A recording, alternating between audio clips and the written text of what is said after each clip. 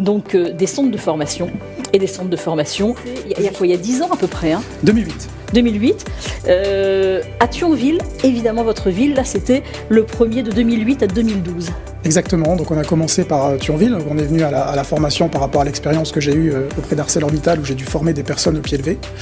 Et ces personnes-là m'ont dit, mais vous êtes fait pour la pédagogie, former des personnes, transmettre, vous n'êtes pas fait pour rester derrière un bureau.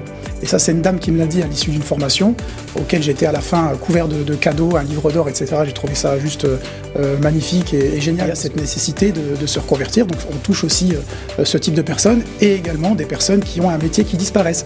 Parce qu'aujourd'hui avec la digitalisation, l'intelligence artificielle, le numérique, vous avez des métiers qui disparaissent et il faut continuer ça.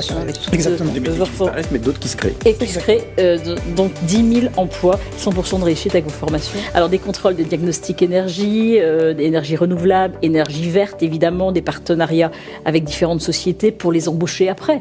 Parce qu'évidemment on fait cette formation, mais après ils sont embauchés et ils trouvent du travail régulièrement.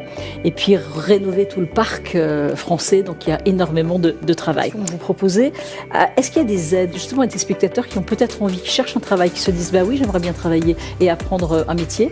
Tout à fait, il y a des aides et en France, il y a quelque chose qui est très bien fait, c'est qu'on arrive à assister financièrement la personne qui recherche une formation pour soit se reconvertir, soit se retrouver un emploi. Mais je veux dire, ces aides-là dépendent en fait du profil du candidat. C'est-à-dire si vous êtes chômeur, ça va être Pôle emploi qui va pouvoir vous aider à financer votre formation. Si vous êtes salarié actif, ça va être un dispositif qu'on appelle Transition Pro, qui est l'ancien CIF, qui va pouvoir vous financer votre projet de formation. Et vous avez aussi des régions qui sont elles aussi organismes tiers financeurs pour financer votre projet de formation. De toute façon, on appelle le centre. Exactement. Et vous pouvez les conseiller par rapport aux aides. Thionville, la première ville, Lille, Caen, Nantes, Paris, Bordeaux, Lyon, Aix-en-Provence, Nice, Toulouse et Strasbourg. Quand on regarde toute cette liste, on est bien travaillé quand même. Et c'est pas terminé. Et c'est pas terminé. Alors,